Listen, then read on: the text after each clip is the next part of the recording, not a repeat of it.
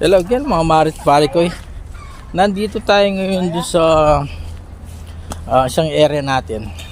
I-check lang natin.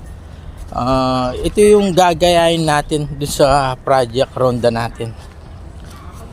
Actually, nasa vacant lot ako dito sa baryo namin. Dati ito may mga structure, may mga pader, may mga matataas na talayib ang nandito mga Marit Parikoy. So nakiusap tayo doon sa may-ari. Magkiusap tayo sa may-ari na linisin natin at convert natin taniman ng gulay.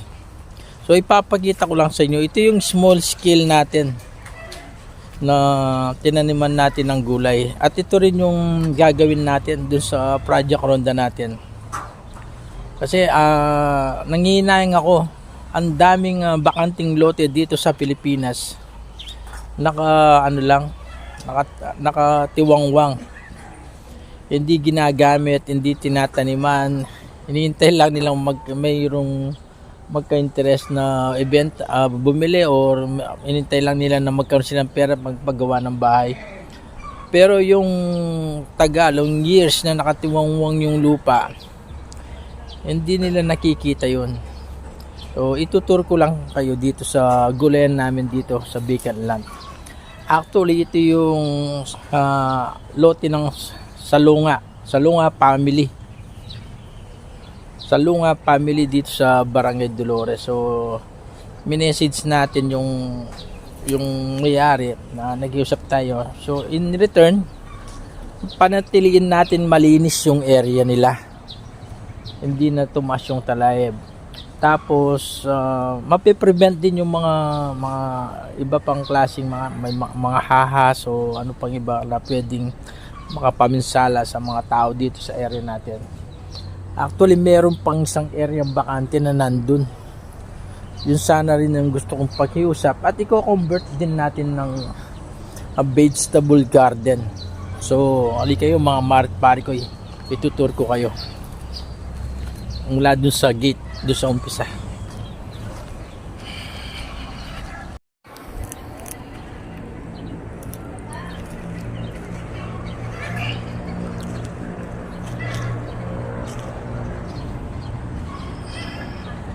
Ayan, yan yung ceiling ginagamit sa paksiw.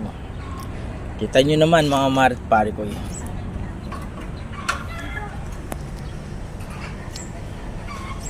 Koy, kailangan kang fertilizer at pangwada ang taklang damulag. Was, ali mag-organic ka ta. Bakit tempore? Ali, taklang damulag. I-mix taging kain. Apit ting organic. Alam bro, sabi na lang chemical. Ay, kay kung kaya. Sige. Abu. Ayan, yan yung may dito kasama natin na nagtatanim. Si kuya. So yan yung mga talong niya. Yung mga sili niya mga Marit Parikoy, yan itik na sa bunga. Yan. Tapos yung mga talong may na bulaklak, tsaka yung mga ampalaya. Yung palaya, tingnan mo, may kamuting kahoy. Okra to, no? Yan, may mga okra yan, coming soon mga okra. Kamanya.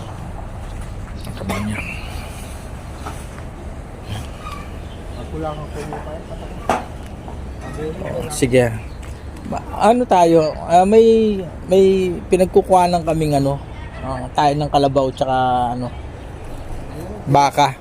Pagdadala kita dito, no? Yan. Ano yan? Nani tanaman yan? Kaya kulubasa. Kulabasa. Alay pang bulaklak. Mahal niya pagan na. Oo na yan. Yun lang. Sobrang init kaya nagsasuffer din yung mga halaman.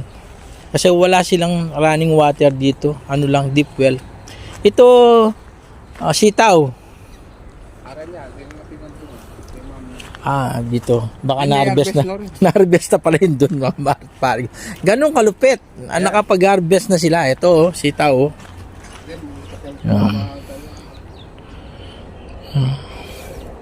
Yan. Ang sarap, fresh na fresh, Yan. Chemical yun. Walang chemical, pure organic. Yan. Ganun lang. Ah, pitche. Nagmura pitche. Ay, yung pichay, oh. Oh. Ang pichay. Isipin mo, sa ganitong kalit na lupa, ang dami mo nang pwedeng itanim. Yan, no? Ganda, no? Oh. Oh, dati puro ano lang dito, dumi, basura, may mga talaib na matataas. Tapos may mga pader na ano, yan, lininis namin. Ngayon, ano na, vegetable garden na sila, oh. Yan, oh. See? Yan.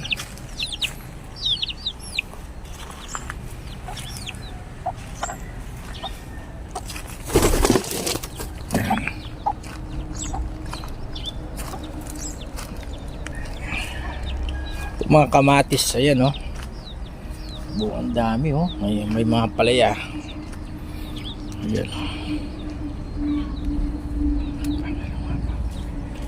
Ayan. Ayan.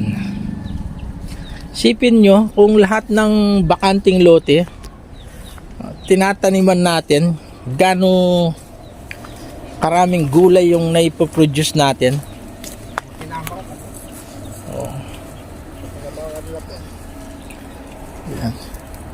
Ano lang, konting binhi lang yung binigay ko sa kanya, pero nag-produce siya ng marami pang ibang klaseng binhi ng mga gulay.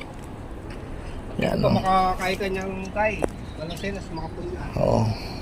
Coming siya, coming siya. Yung dang balasenas, den talong mo makabala, mabilog. Makabala? Ala kang mabilog. Lemon lang. Mabilog. Nakapunla pa lang yung bilog niya. Ito yung talong niya mahaba.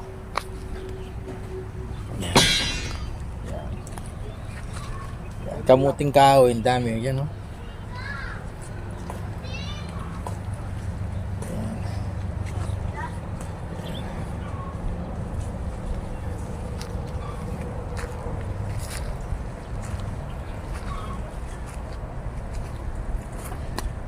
Ang dami, oh.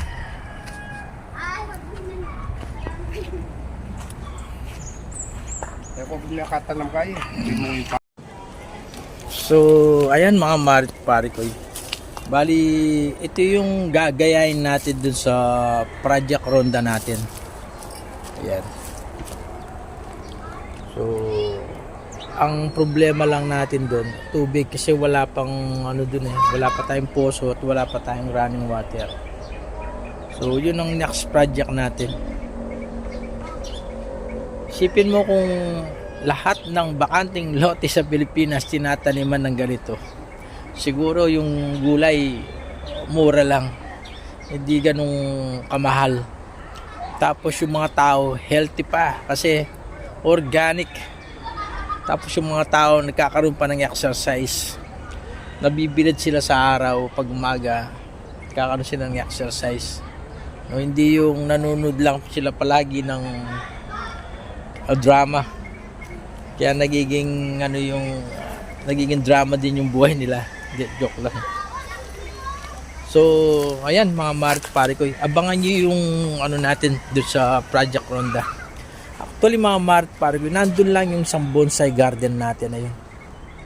Kung makikita niyo, nandun lang sa kabilang kalsada. Magkatapat lang sila.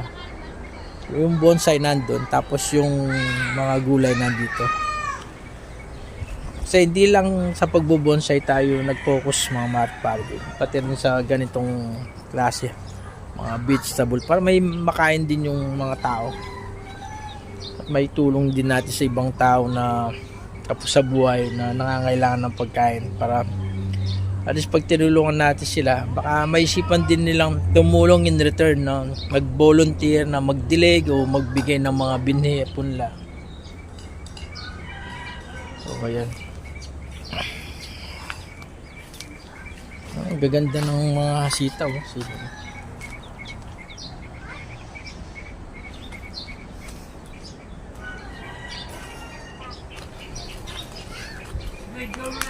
Wow. So